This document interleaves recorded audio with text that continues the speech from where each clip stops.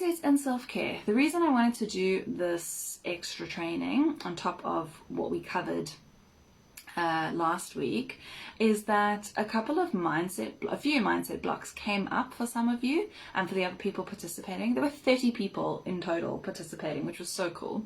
It was a busy week for me. So hey, Elmarie. So it was a really busy week, but it was so cool getting to know all of the new people and connecting with you guys, and some of my old clients from like years ago that I hadn't spoken to in a while participated. So that was really special. So yeah, so what happened is that day one got off pretty smoothly. So that was physical self-care. It's a little bit less threatening, you know, and then on day two, when we got into emotional self-care, that's when we started to go a little bit deeper, and that's when the mindset blocks started coming up for people mostly. So I'm going to go through 5 of the common mindset blocks that came up and that generally do come up, and then offer you something for each of them to help you get through that. But before I do, I would love to know, if you're live with me or if you're watching on replay, what mindset blocks came up for you. And I'm going to make the assumption that some kind of a block did come up, or there was some kind of a resistance or some kind of a discomfort around this topic of self-care. So I would love to know in your own words what came up for you, what emotions came up, what limiting thoughts were coming up, what inner stories were you telling yourself about what was going on, what you are allowed to do, what you should be doing, what you shouldn't be doing. I would love to know, and this is where I hope that the comments are actually going to work, because sometimes they don't, because Facebook is fun like that. Okay, I just realized I didn't put my phone on silent, so I just want to do that quickly, because if anyone messages, it's going to be very distracting. Okay, cool. Let me have a sip of my tea and just wait and see if a comment comes through, and then I'll jump in.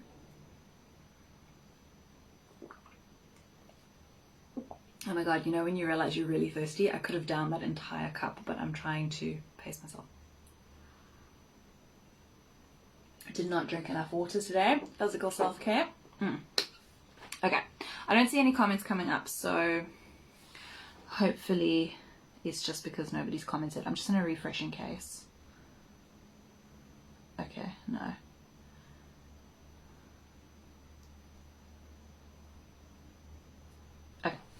Alright, cool. Alright, well, let me jump into the 5 that I noticed coming up. And if you guys want to ask any questions as I go, please do so. Okay.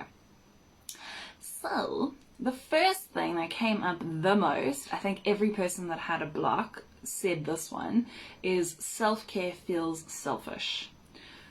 Or the other words that they put that in is, I feel guilty for putting time aside for me. And this is so unfortunate. So, oh yay, a comment came up. Thanks, Elmarie. Okay, on the 3rd day I was procrastination station. Oh yeah. Okay, so procrastination, if we had to dig a little bit deeper into that, would probably be around, well, you tell me, what do you think was underneath the procrastination? What was and so for those of you who, so we've talked about that quite a bit, but if anyone else watching has not dug into procrastination too much, then what I invite you to do is think, if I was procrastinating, when I do procrastinate, what's going on? Why am I doing that? Because it's not about laziness. It's never about laziness. It's always about something, usually a fear of something. So what's underneath the procrastination? What's the mindset block there? So the procrastination is the behavior. What's motivating the behavior? Let me know. Okay, but let me go back to number 1, which is self-care is selfish. And we'll come back to procrastination afterwards. So so self-care is selfish. That feeling of guilt, or that feeling of like, I shouldn't be doing this, I should be doing something else instead, or I shouldn't be doing this because it's self-indulgent, or, you know, I've got all these other people to look after, why am I making time for myself? Like, I've got so many other duties or obligations or responsibilities. You know, these are all the kinds of things that are behind that type of a statement of self-care is selfish. And I really want to bust through this one because self-care Self-care is not just about treating yourself. So, you know, there's that like expression of like treat yourself type of a thing. I think it comes from Parks and Recreation, where they have a day once a year which is treat yourself day, and then anything that they want to do that's extravagant they do. So they like want to rent a limo with a jacuzzi on the back, treat yourself, do it, you know. And so a lot of people, I think, see self-care that way, where it's really self-indulgent and it's like, I'm going to treat myself. And that's really not what self-care is about. I mean, it can be that, but it's so much more. And because the way we looked at it, where it was like body, heart, mind, and soul, those different types of self-care, it takes it so much deeper. And it's saying it's not just about, you know, treating myself to a luxurious treat, like a massage or a bath or whatever. It's actually about addressing a need that I have, a deeper need. So a need of the soul, a need of the heart, a need of the body, a need of the mind. And that's not frivolous. It's necessary. So in order to function, your full self has to be taken care of, has to be honored. Like, imagine, if we had to use an analogy, imagine you're driving a car that's never been serviced. Now, some of the parts of that car are going to start to break down. The oil filters need to be changed. The spark plugs need to be checked. So the airbags need to make sure that they're still working. Like, I'm not very good with cars, so it wasn't a great analogy, but you know what I mean. You can't drive a car and never have it serviced. You've got to take care of the different parts, and different parts have different needs at different times. That's why you get like the bigger services and the smaller services depending on how many kilometers you've driven. And so, to keep going with that metaphor, a lot of us have driven a lot of kilometers, and we've taken lots of passengers, and we have been very busy, and it's very full on, and actually we need to be serviced, and we need to be serviced often. You know, going on a holiday a year is not enough. It's not enough rest, as an example. We actually need continuous balance. We need to be living lifestyles that are a lot more healthier and balanced. And so in the absence of a healthy lifestyle, like work-life balance, or healthy relationships, or, I mean, I don't know anyone who lives a perfect life. I certainly don't. There's absolutely areas of my life that need great improvement, or where I could be focusing a lot of attention. But the point is that if I don't focus any attention, if I don't take the time to do that, none of those areas that I want to improve are ever going to improve. And I'm going to start breaking down in the process.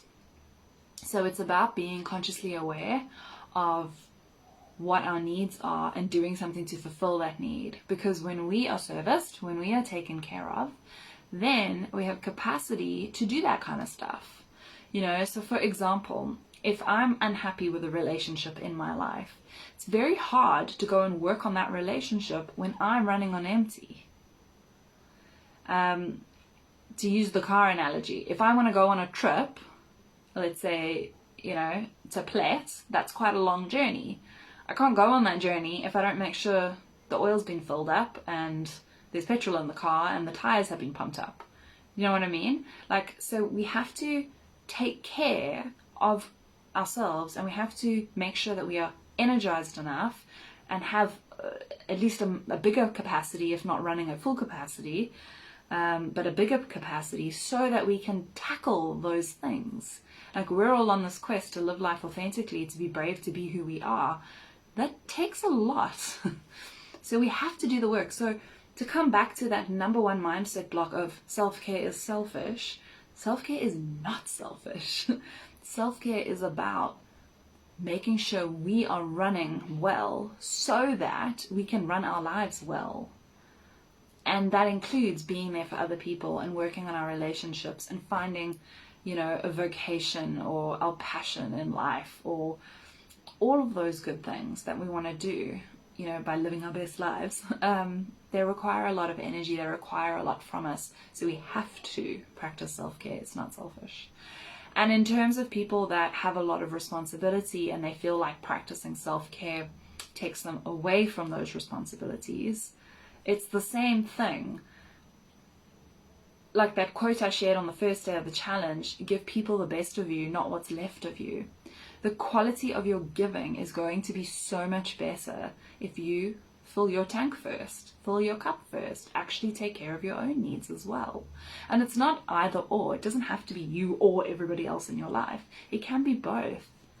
But it's about finding a little bit more balance with that and having boundaries to be able to say, I don't have capacity right now, and I'll get to you, you know, when I do. You know, I need to spend this evening at home because I'm tired, and tomorrow let's have a chat about whatever, you know. So having some boundaries, it's not either or, it can be both, and it's about finding the balance of that. Does that make sense? Let me know if it doesn't. I see there's another comment here, so one sec. The day of emotional self-care made me think and feel a lot, and then the next day I was having a block about work and also trying self-care. It was feelings of not doing my work and self-care correctly, or that it would even help me. Some feelings of not wanting to try in case I fail. Okay, so that's one of the blocks I've identified, and that's going to come up. I think that's the 4th block. So absolutely going to get to that. Thank you for sharing that. I really appreciate that. Okay, so that first block of self-care is selfish, or feeling guilty for practicing self-care. What can we do to combat that? So the thing that I wrote down is permission. It's quite simple. It's giving yourself permission. It's looking at that bigger picture and really challenging that block and go like, is this really selfish? Why do I want to do this thing? What's my intention here? Hi Nikki, other Nikki. Hey, glad that you can join us. Makes great sense. Okay, girl, I'm glad to hear that. So if I'm choosing to practice some form of self-care, why am I choosing to practice it? Like, what's my intention behind that? Because if I'm clear in my intention, I'll realize that my intention is not selfish. It's not. It's actually really pure intention. I'm tired. Like, you know, I'm worthy of rest. I'm worthy of care. I'm worthy of love. There's nothing selfish about that. So when those feelings come up, when those blocks come up, it's reminding yourself of that and giving yourself permission to do it anyway. Now, permission statements are really powerful, and they can be used almost like mantras. So it's like a positive statement that you repeat to yourself. So I like to begin a permission statement with, it's okay to, and then whatever it is that you need. So, you know, if your story around self-care is selfish, is about maybe you grew up being told that you have to put other people first, then you can give yourself permission to say, it's okay to take care of my needs too, you know. Or you might even choose a mantra instead of a permission that says something like, I can take care of my needs and be in service of others, you know. So some kind of powerful statement like that you can really believe. It's got to resonate with you. It can't just be words that you're saying and you hope it'll have a good effect. It needs to be words that you can really, like, they land, they feel right in your body somewhere. So finding your own statement like that, or your own permission, I think can be really powerful. And then when you feel that resistance come up, or you feel those emotions come up, is repeating that to yourself, or writing it down, or saying it out loud, or looking in the mirror and saying it to yourself. I like to write them on post-it notes and stick them, you know, up like where I can see them in my workspace. And then when I feel those feelings come up, I see the post-it and it reminds me, and then I say it to myself and I take a deep breath, and then I keep going. That's what I find helpful. Okay. Oh my gosh, guys, I've already done 20 minutes and we've only done 1 out of 5 blocks. Let me keep going. Okay. If anyone else has just joined us, please let me know what mindset blocks came up for you during the week, so I make sure that I do address them. Okay. Quick sip of tea, and then we keep going. Okay. Number 2. No time for self-care. I don't have time. I can't fit it in. I'm too busy. Okay. I know we all live very busy lives, myself included. I constantly feel like I don't have time, especially with Evie and trying to work for myself and not having any help at home. She's only at my mom 2 days a week. So the other 3 days of the work week is just me and her at home. And she's, you know, I practice responsive parenting, which means she yelps, I'm there. I don't leave her to cry it out. I'm very hands-on. And so that takes a lot of time and energy and effort and attention, which means I have very little time and energy and effort and attention for anything else on those days. So I really understand feeling like you don't have time. I get it. And that can be really frustrating, and it can be very overwhelming. So when people say, oh, you must just practice self-care, it can be quite triggering. And I saw an interesting post along those lines on one of the like kind of mom-focused accounts that I follow. And she was saying, can we just stop telling people to practice self-care? It's triggering for people. And I was like, I thought about it and I was like, no, we can't stop telling people to practice self-care, because like the reason you're triggered is not because somebody's telling you have to practice self-care. The reason you're triggered is because you're not practicing self-care. Like, so by not talking about it, how is that ever going to shift things for you? So when people say I don't have time for self-care, I really think it comes down to, well, there's two aspects. The one is the deeper stuff going on underneath that. So like I was saying with procrastination, there's always something different. It's the same with this. I don't have time. I can't fit it in. And that comes down to prioritization. Why are you prioritizing every single other task and not yourself? Now, some things I know are urgent and important, and they have to happen now. Like if Evie starts crying, I can't say, oh, sorry, 6-month-old, mummy's busy, you know, meditating. Can you just stop your crying for a second so I can carry on? Like, that doesn't work. You know, that's urgent and important and I have to respond to it. So there are situations like that where there are things that do take priority. And there are also moments where you can find some time for yourself. So, for example, one of you was saying that your child has a weekly appointment and you have 45 minutes to yourself. So use that 45 minutes to do something that would be considered self-care. You know, anything that would be considered self-care that would feel good to you. I know some of you, myself included, can also get lost on social media, spending a lot of time scrolling, or like the latest thing, watching reels and TikTok videos. Like, they're so entertaining. I don't know about you guys, but like, I can literally get lost in a loop for hours watching reels. My sister and I send them to each other to make each other laugh, and I enjoy that, but I've got to be very careful about not wasting what little free time I have available to myself sitting and watching reels. You know, so I've got to, if I want to do that, I've got to fit it in somewhere where it's not taking me away from doing something else. Or I do it quite mindfully. So it's like, I'm going to give myself the next, 5 minutes to scroll, and then I'm going to stop and I'm going to go get on with that other thing that I need to do. So a lot of it is about having the discipline to focus on what you want to focus on, rather than mindlessly doing things because A, you think you have to, B, that's how you've always done them, or C, because you're not really thinking about it, you're just doing. We're very good at multitasking, and when we get too good at multitasking, we stop thinking and we stop consciously choosing how to apply ourselves and focus our attention, because we're just like, okay, the kale's boiling, let me quickly like pack the lunches for tomorrow. Okay, now that's done. Okay, the kale's boiled, let me make my coffee. Okay, now let me, instead of just sit quietly and drink my coffee, let me like go respond to like 20 emails at the same time. And do you know what I mean? Like, we're so good at, especially as women, we're really good at this, at making the most out of every second. But that's exhausting. So when you say, I don't have time for self-care, is that true? Or you're just not using your time very effectively?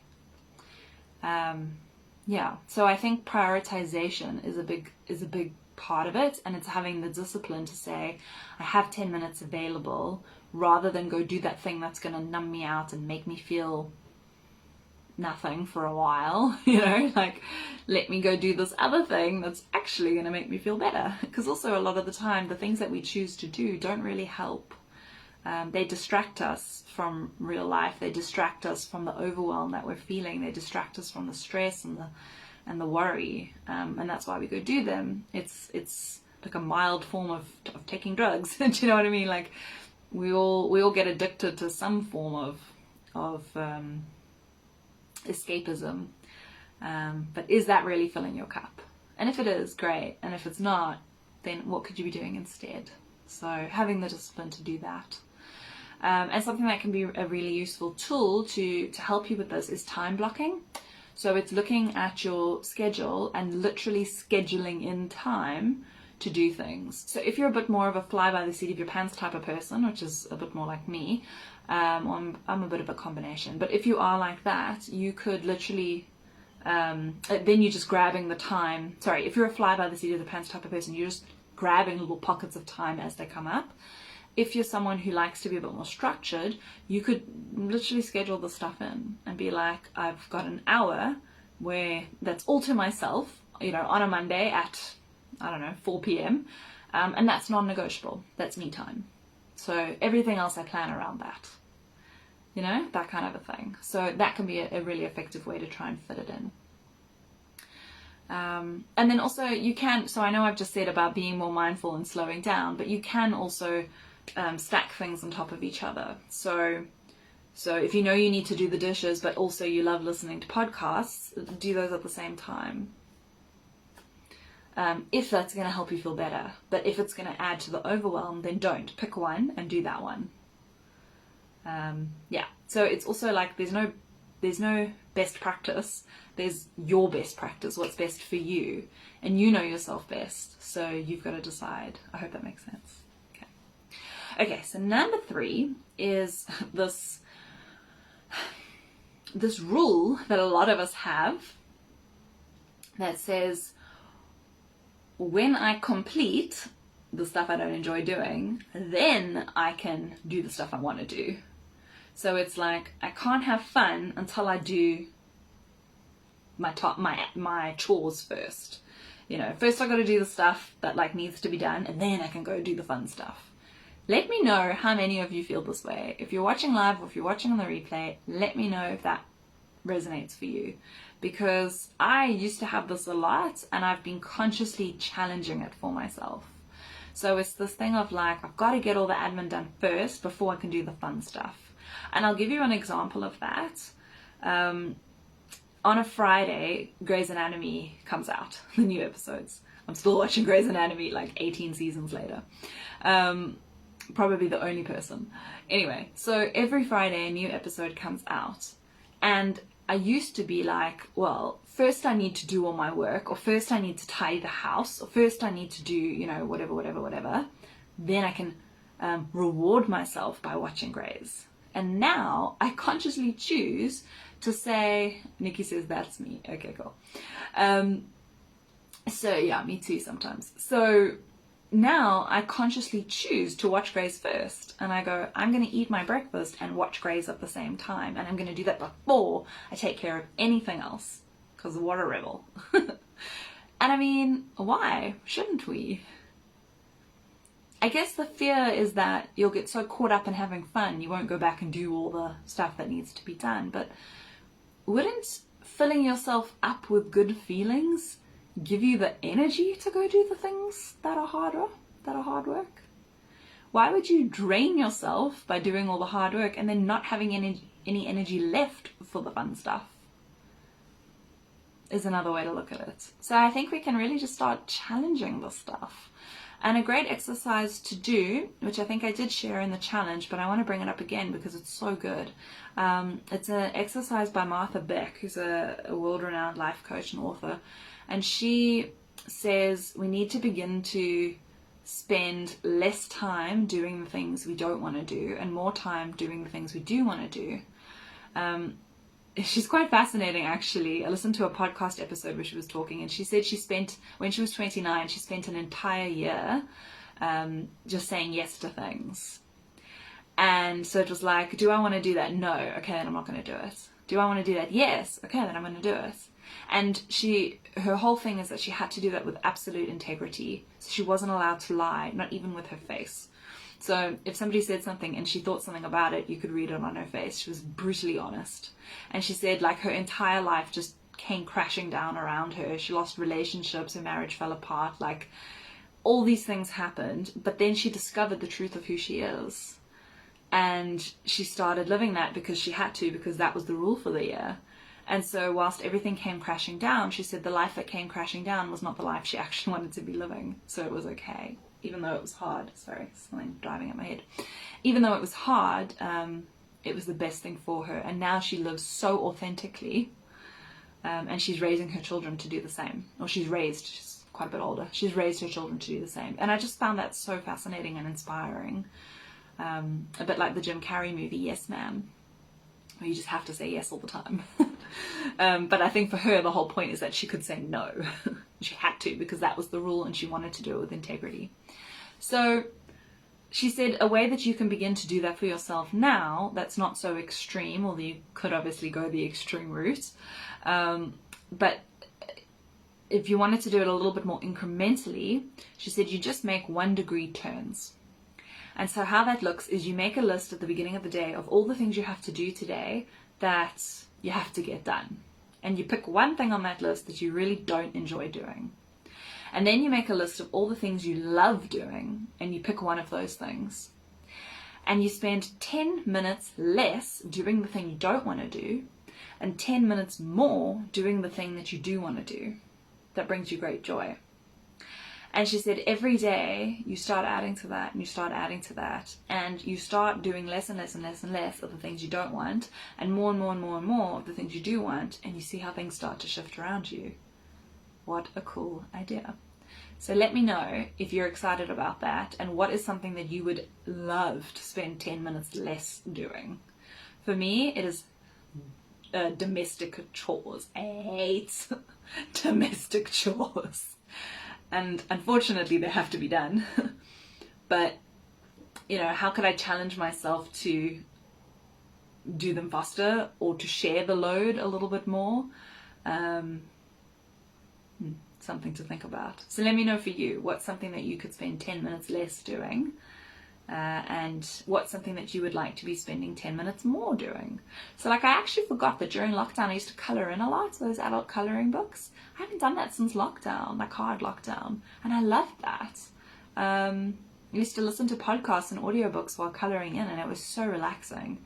So I feel like I just don't have time for that anymore, mindset block number 2.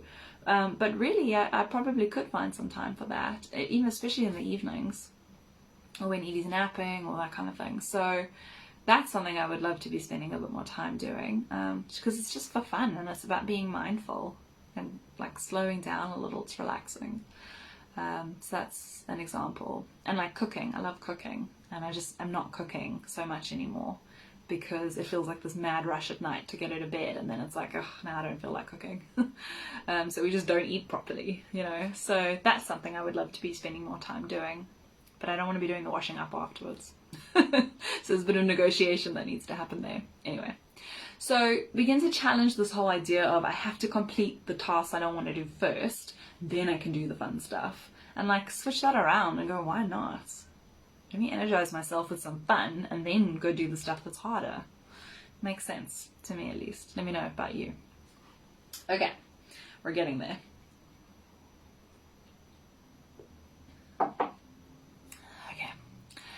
Number 4, and this ties in with your comments.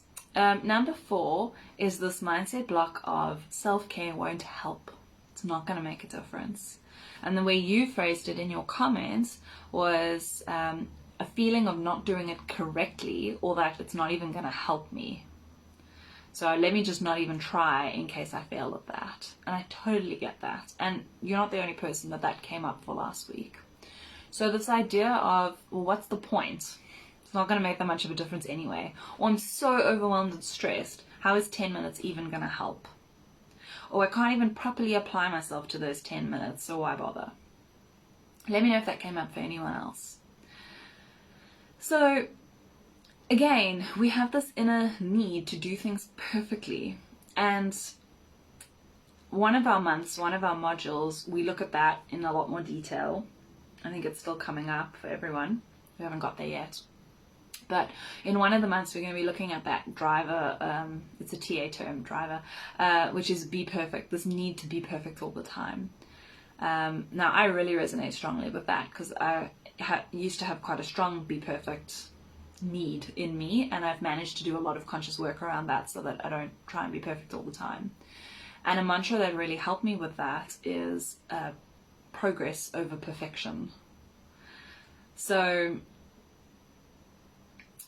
it's not about doing the self-care perfectly, it's about doing it. And the other mantra that really helped me with that is done is better than perfect. So rather do 10 minutes imperfectly than not do 10 minutes. Done is better than perfect, and progress over perfection. So it's really about busting that inner need that you have to get things right first time, or to get things right at all. Embrace being imperfect, embrace being messy, embrace trying something new at the risk of it failing. And I know that this is really scary, and the reason for that is we are programmed to try to keep ourselves safe at all times. But that doesn't mean we can't do it. You can be scared and do it anyway. It's about having being really brave, actually, to take that step. So a really useful tool, sorry, my mind went somewhere different from where my notes are, and I'm trying to think which will be the better thing to offer to you. Maybe I'll just offer you both. So, sorry, I'm just gathering my thoughts. If the problem is feeling stuck about taking the action because you don't know if it's going to work anyway, you don't know if it's going to help, and it's about finding that activation energy, the thing that's going to just get you to do it anyway, like push through the procrastination or the inertia, is that the right word? Then a very useful tool is Mel Robbins's 5-second rule. So she says if you count backwards from 5, almost like you're about to launch a rocket, so you go and you do it out loud, 5, 4, 3, 2, 1, and then you say the action and you do it, like immediately, you can't hesitate. So, if your thing was go for a walk and you're sitting on the couch and you're like, ugh, what's the point of going for a walk? I've only got 10 minutes, it's not going to make much of a difference, or I've got 1,000 things to do, what's going for a walk, ugh. Like all those things that you're telling yourself just to procrastinate, to sabotage, to not go do the thing that you know is going to help. You go 5, 4, 3, 2, 1, get up and go for a walk, and get up immediately. And the reason that this works so well is that counting backwards actually takes you out of the limbic brain and it puts you into the prefrontal cortex. So the limbic brain is your primal brain, your lizard brain. It's the instinctive brain that we get born with, that's all about feelings and survival. And the prefrontal cortex is the part of the brain that has higher functioning, executive functioning and reasoning and logic, thinking things through. So your fear response is going to say, I don't want to go do that thing that I don't normally do because that feels scary to me.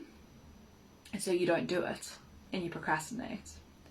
The prefrontal cortex is going, well, actually, this will be really good for me because of X, Y, Z, and la, la, la, la, la. By counting backwards, you're moving out of your limbic and into your prefrontal cortex. And so you've actually tricked your brain into, and then you have to follow it up with the action immediately. You actually trick your brain into taking the action before the fear response has taken over. Does that make sense? It's so fascinating. So that's a really useful way to do something if you're struggling to do it. Just activate yourself to get moving. 5, 4, 3, 2, 1, get up and go to the kitchen. 5, 4, 3, 2, 1, get up and go for a walk. 5, 4, 3, 2, 1, open up the meditation music. 5, 4, 3, 2, 1, go pick up your book. You know what I mean? Let me know what you think. And the other thing that I wrote down to help you with that whole, is it even going to help, is finding your own way to do things. So what I heard, especially in your reflection there, Elmarie, and tell me if I'm wrong, but I know if this came up for a lot of you, is I hear the shoulds underneath it. I should be doing it a certain way, and if I'm not doing it that way, then it doesn't count. So challenge that for yourself and find a new way to do it that's just for you, that only makes sense to you. So if you think, well, exercise means I should be running marathons. Okay, well, yeah, that's an option. Doesn't mean it's an option you have to take. Maybe your joints, are not so good. Like my joints can't handle it. I get shin splints and my hips get sore if I try run. So actually running marathons is not what I would enjoy doing at all. But walking's good for me. Swimming's probably good for me. Yoga's good for me. Dancing I love doing. So it's about releasing the shoulds and finding the thing that's going to work for you. And saying it doesn't have to look a certain way. It can look however I want it to look. And it's going to be helpful. And the more you lean into that, finding your own unique way, being brave to be you, the more you lean into that, the better it's going to feel, and the less you're going to feel resistant to it. Especially if the thing that you are leaning towards is joyful in some way. If I had to think about going and running a marathon, ugh. Whereas for you, I think you're a runner, Elmarie. Like, you might be like, oh yeah, let's go for a run. I know it feels so good after I do that. Whereas for me, I'd be like, I'm dying. Like, it's not good. So it's about finding the thing that's going to help you feel good and leaning into that. Because when you're feeling joyful, it's very hard to It's hard to feel fearful when you are feeling joy. In fact, it's impossible to feel them both simultaneously. So leaning into the thing that feels good to you will make it a lot harder to be like, oh, I'm failing at this, or I'm doubtful about this. Let me know if that makes sense. And if that helps. Sip of tea, and then we go on to the last one. Because anyone watching this on replay has got a long thing to watch. But that's okay. You see, then I also get this like hurry up voice in my head going, hurry up, hurry up. But like, why? You guys are with me. I hope you're enjoying this. Let me know if it's helping, if it's making sense. Okay, last thing. So this one's an interesting one. And it makes me laugh a little bit because it makes me think of Ross from Friends. Do you guys watch Friends? I'm like obsessed with Friends. You could give me any topic on earth and I'll relate it to Friends somehow. My sister and I play this game because we're both obsessed with Friends, where we do that. We get people to say like a random thing and then we'll relate it to Friends. It's quite funny. Well, to us at least. Anyway, so this mindset block is the I'm fine syndrome. You know that episode where Ross finds out that Joey and Rachel are dating and he's like, I'm fine. He's not fine. So I think when it comes to self-care, a lot of people go, I'm fine, but they're not. And the reason that they do this is because they feel like if they're not in charge, everything will fall apart around them. They feel like if things are not done a certain way, everything will fall apart around them. They feel like if they're not the person, then no one else will be. Now, that may be true to an extent, but that doesn't mean it's always true. So what I mean by that is, if you're the person who usually does all the things, then everybody is used to you being that way. So when you stop doing all the things, there will be a bit of disorganized chaos while everybody scrambles to figure out who's going to do the things.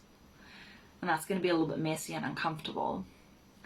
But if you had to push through that or handle it in a way that can make the transition a little smoother, it can end up in a good place where actually you don't have to be the person doing all the things. The load can be shared. Does that make sense? So, I'm fine. Are you? Are you really? So I really get this one because I used to have a Wonder Woman complex. And in fact, last week someone said to me, they said something about being a Wonder Woman. And they were like, I wasn't a Wonder Woman today. I can't remember exactly what it was, but they said something about, like, it might have been one of you, but they said something along the lines of, I wasn't a Wonder Woman today because I didn't do all the things, or like I chose to take the day off, I think it was, something like that. And I was like, well, that sounds pretty Wonder Woman-y to me because you honored your needs when normally you wouldn't do that, and that takes a lot of strength. So actually you are Wonder Woman. You're just redefining what Wonder Woman means. So that's what I'm inviting you to do, is challenge that thought that it all has to be on your shoulders, that you're the only one that can do it. Because I promise you that's not true. Like, God forbid, if something happened to you tomorrow, yes, it would cause some disorganized chaos, but the world would keep moving.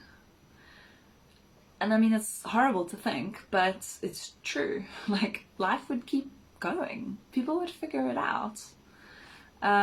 It's a bit like one of you said, you sometimes go away for girls' weekends and you worry about your kids while you're gone, but they just get on with it once you're gone. And it's exactly that. Like, people will just get on with it. They'll figure it out. Especially when it comes to parenting, I think as women, we feel like we've got to, be the primary caregiver. We've got to do all the things. I certainly feel that way a lot of the time. And I really have to remind myself to let Garth do the things, because I don't want to be the only parent who can put her to bed. Like tonight, Garth bathed her and put her to bed. Awesome. I had my hands free to tidy up a little and get ready for this. Just catch my breath. So that whole I'm fine and it has to be me and I'm superwoman, like, yeah, you are superwoman, but just redefine that for yourself. Does superwoman really mean doing everything? Can it not just mean, and I'm going to take away the word just because that minimized it. So it's really hard for me still. I'm still doing my own work around this. But I encourage you to do that as well. Can superwoman mean I'm really super taking care of myself and other people around me? I'm really super at asking for help. I'm really super at sharing the load, And I think a lot of the time people don't realize how much we carry and how exhausting that is, especially if you're a really capable person, which I know you all are. If you're that kind of person that your friends always come to, like you're the fix-it person, you're the one that they come to for advice, and I think probably all of you are that person. Sorry, there's something in my eye. If you're that kind of person, it's really hard to relinquish that. It's really hard to let that go. Because it becomes so much part of your identity. And I know that that's something that I've, been working through, have worked through, and I'm still working through. It becomes part of your identity. And it's like, well, if I'm not the person doing all the things, if I'm not fine all the time, if I'm not strong all the time, whatever that means, then who am I? And the truth is, you're so much more than all of that. You're so much more than your to-do list. You're so much more than all the things that you're carrying. So go discover what those other things are that you are, and share the load a little, because it's exhausting if you don't, and you're going to burn out. Absolutely. Or get really resentful, and that's going to affect your relationships. So, my number one tip for the I'm finers is ask for help. And I know that's easier said than done. Believe me, I hate asking for help. I hate it. Even today, like, we've got a really small car, a little hatchback car, and we're going away for Easter weekend. And just packing up all of Evie's stuff is a nightmare. I made a list of all the things we have to take with, and it's like half the flippin' house. It doesn't fit in our car. So I had to ask my mom if we could borrow her car, because she's got a nice big car with big boots, to go away for the weekend. And she doesn't mind, not in the slightest. But I got really frustrated because I was like, I'm an independent woman. I'm a mother. I'm a life coach. I want to be able to go away for the weekend without asking for help in order to do it, There was like this, I've got this fierce independent streak, and I know a lot of you do as well. And asking for help feels like I'm not being independent, which is such BS. And I got really frustrated at asking my mom. She was like, oh, I was expecting that you would ask to use the car. Of course you can. It's not a thing. And I was like, thank you. It's a thing for me. But why? Ridiculous. So start challenging those moments, become conscious to them and notice it, and like almost laugh at yourself and be like, why am I getting worked up about this? It's just asking for help. It's not a big deal.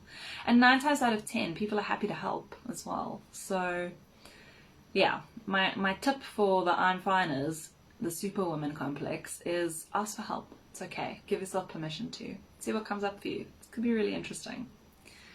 So let me know what you think. Those are the five tips that I wanted to share with you. So mindset blocks. So it's feeling guilty about practicing my self-care or saying self-care is selfish.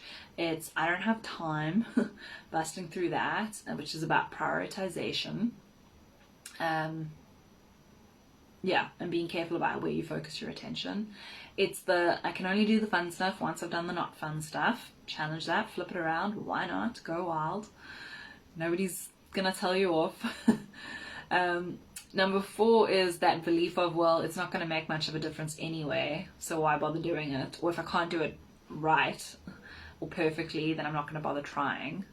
So find your own way to do that. Lean into the joy, break all the rules, and then like practice the 5-second rule to like get yourself going. And then the I'm Finers, the Superwoman, or men. We do have a man in this group. He said to me, good old Killian, he said to me, can I participate in the self-care challenge or will I ruin it with my masculinity? I was like, you are always welcome to participate, Killian. We love having you there. Yeah, anyway. So for all the supermen and women, ask for help. It's okay. All right. Cool. I hope this has been helpful. If you've got any questions or comments, please pop them in. I'll just give it 1 minute before I finish off to make sure I don't miss anything. And then, let me just hit refresh, and that is that. If there's anything I haven't covered that comes... Oops. Okay. If there's anything that is still coming up for you that hasn't been covered, please let me know. Comment or send me a message. Yeah. And I will come back and cover it.